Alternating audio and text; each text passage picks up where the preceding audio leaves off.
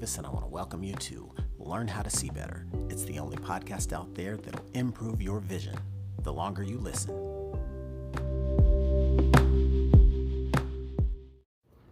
Today I'm going to talk about vocations and value, how they're intertwined, how to compare and contrast the two, and really look at it from like a 50,000 foot view, because I think that in one way or another, every person in this universe has value, and a large majority of those individuals seek to be valuable, either to themselves or to a loved one, someone they care about. But I think so often when we first start to look at value from an early age, it's almost as though it can be innocently linked to things in the future that may be perfectly well and good, but if we're not careful, they can maybe distort our perception of what value looks like. And so I thought I'd take some time to talk about this for a little bit, because I've been thinking about this as times change, and the way that I, at least, deliver value to the world changes over time. It doesn't mean there's necessarily any less value contributed, but it may change form. But back to what I wanted to say a moment ago. So thinking back to maybe when you're a little kid, and we all saw the value in going from being little to being big, right? It's like, oh, if I were a little bit taller, a little bit older, a little bit bigger, I might be able to accomplish this feat, this task, this thing I've been really looking forward to. And so it might be as simple as, when I get big, then I'll be able to X, Y, Z. Jump on the bed, ride your bike, play down the street with your friends, whatever it may be. So there's value in being bigger and value in being a grown-up. Why? Because grown-ups got to do everything they wanted. And that's valuable to a kid that doesn't necessarily have those same privileges. And then I would start to think of how, you would start to talk about value in school. Like, okay, what are you going to do when you grow up? Okay, who do you want to be when you grow up? What do you want to be when you grow up? A great question to ask kids, give them that first glimpse of actually, kind of future casting, looking ahead, seeing themselves in a more valuable, more grandiose light. And so there's nothing wrong with some of the common answers you might hear. Want to be a race car driver, or a firefighter, or a professional sports player, or a doctor, or so many different things. I could name them all day, right? And I think this is super cool, because it gives kids a way to look at themselves as valuable in a different type of context. And maybe it's just occupationally how they're compensated. Maybe it's the prestige of what they're doing, right? Maybe they want to be a famous actor or actress so that everyone knows them.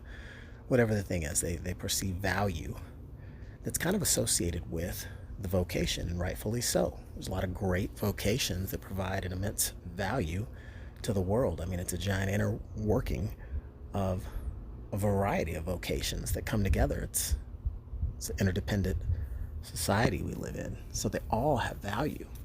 But I think that when I can recollect different vocations proposed, and even as you start to get a little bit older, like, hey, now it's time to actually think about, what do you want to be when you grow up? Here, kid, fill out this college packet, this application, check a box. What do you want to be when you grow up? Who do you want to be when you grow up, right? And yeah, you fast forward 10 years or so, you probably have an idea of that. Maybe as a teenager, getting ready for your junior, senior year in high school, you know yourself a little bit. You know some of the things you like and don't like. And so vocationally, you look to continue that path of developing your own value, building value, so that you can one day contribute that value, right? And so I remember, as I look back to that day of filling out the college packet, what do you fill out? What do you pick? It's a very important decision, right? No different than some of the other major decisions you make in your life. What do you want to be? This is the moment to decide. And I knew I wasn't all that sure with regards to specifics, right? The format. I had more of a idea about the output, the outcome, right? To be straightforward, I was like, hey, I want to be rich. 17 years old, sounded good to me. But it wasn't like you could just necessarily check a box and make that happen. Although, at the time, part of the approach was like, well, let's simplify it here, right? As we look at vocations, at any time in history, there's typically a range of compensation, a range of salaries associated with the profession you pick, right? Which is kind of a big potential persuasion point to a young individual trying to decide what they want to be when they grow up, especially depending on the influences they've had, their surroundings. Um, you know, are you seeing abundance nearby? Are you seeing scarcity? What really drives you? And thinking about the simple idea of, hey, if you're going to do this big boy or big girl thing like go to college after high school, once you realize it's not quite required, but if you're tuned in to developing that value still, that's really the path down which most of us are guided. So it's almost like you get a dice roll and you're trying to get it right. So it was a interesting little kind of conversion point or fork in the road where really there's an understanding that value can happen and value can be delivered, and value is inherently within us, and the way we deliver value to the world can be varied. But here's the point where you got to kind of filter all that out and pick one, right? So it's like, well, do I really want to pick that profession if dot dot dot, right? Do I really want to pick that other profession if dot dot dot? And I remembered the response that my dad had to me was like, okay, you want to be rich? That's great.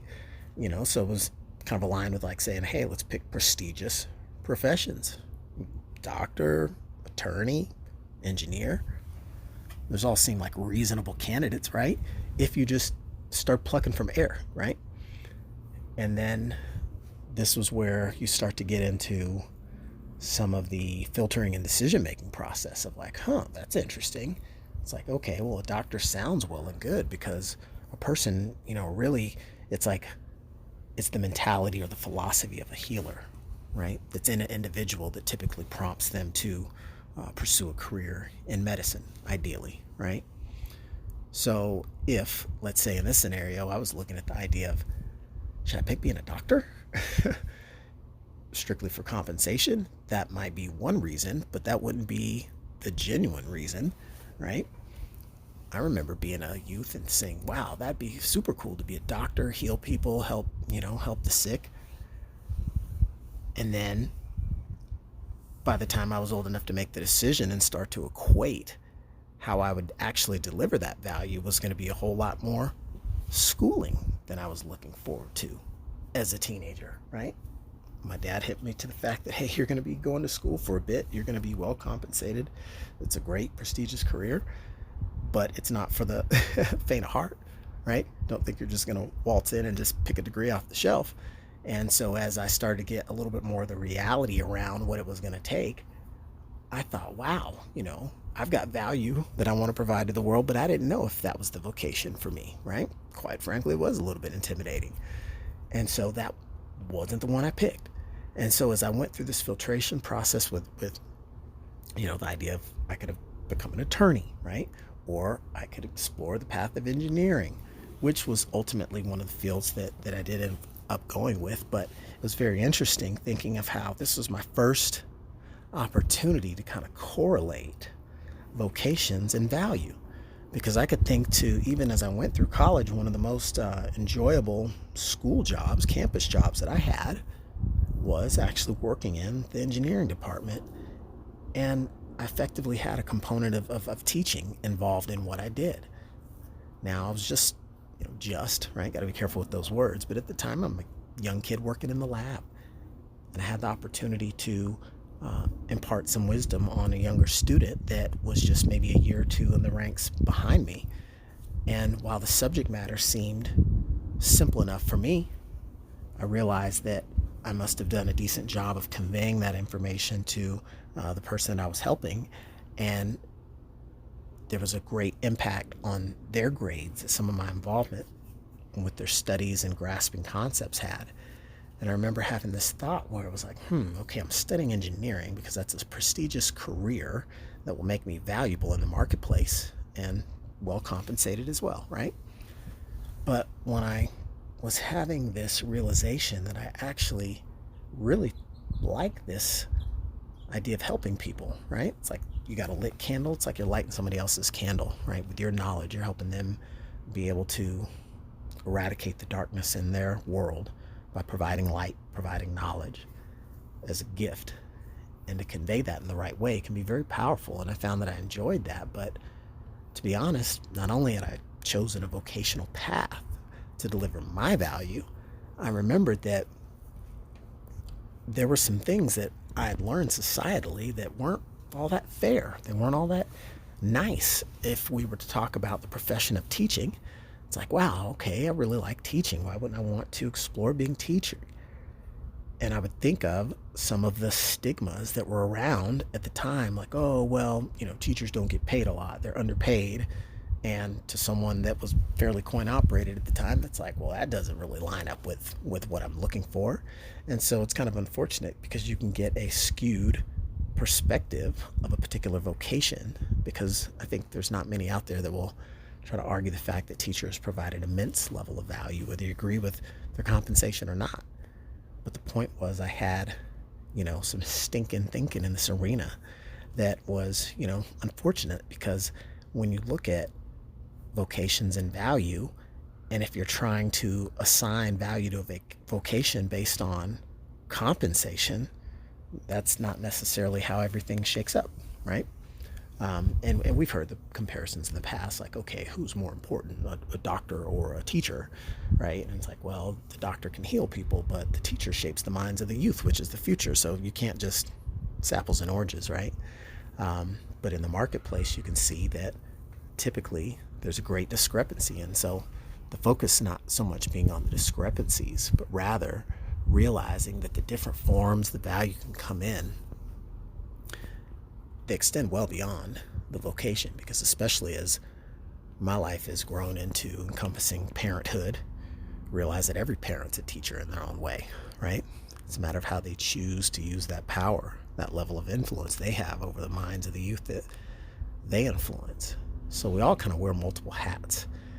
And so the value really extends beyond the vocation, but can be the spirit of vocation in what we do and the way we provide value every day.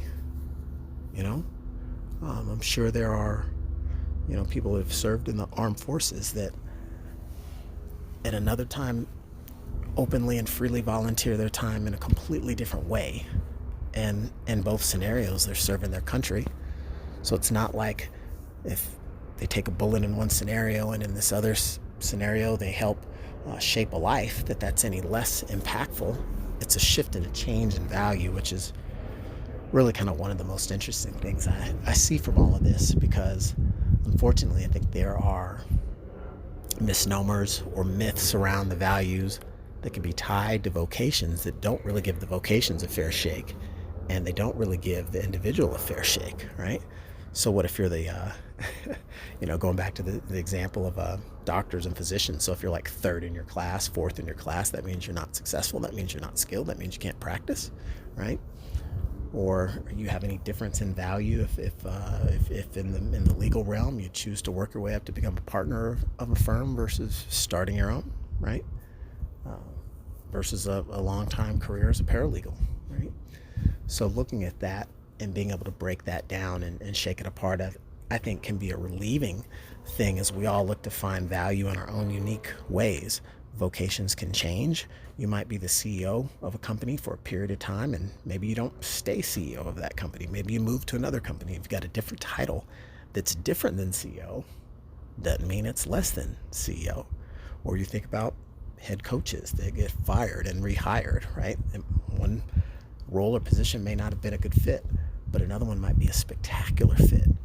And so when we recognize that, that can allow us to, see ourselves through, kind eyes and provide a little grace as we navigate the different phases of our career, different phases of our lives, different ways we provide value. Just completely different ways you parent an infant, and how you maintain that relationship and provide value once they're, graduating college and starting a family of their own.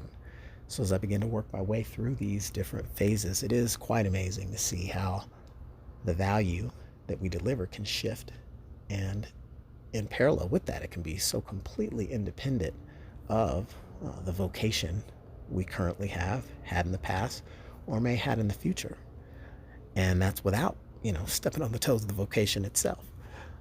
But to be able to recognize this shape shifting and the form in which we provide value is one thing for us to all take a moment and to remember, right? Whether you're at your high highs and celebrating maybe career or business accolades, or whether you're coming off of, some tough times and tough luck and looking to dust yourself back off and get back out there.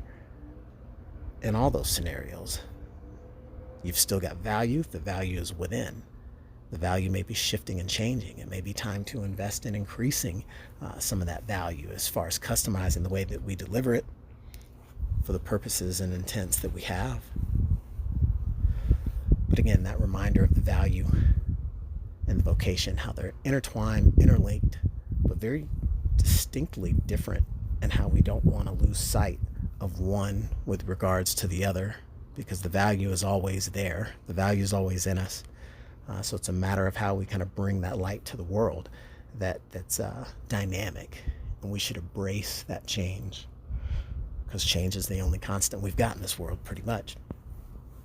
So with that, I wanted to kind of bring this all together, some different thoughts I've had as I go through shifts and transitions in my own world, and the value I provide from a vocational standpoint, from a life standpoint. And it's quite insightful to see. I feel that anybody listening to this is going to be able to get their own matter of perspective as they think about maybe they're take a tour from your first job to whatever you do today to generate your income.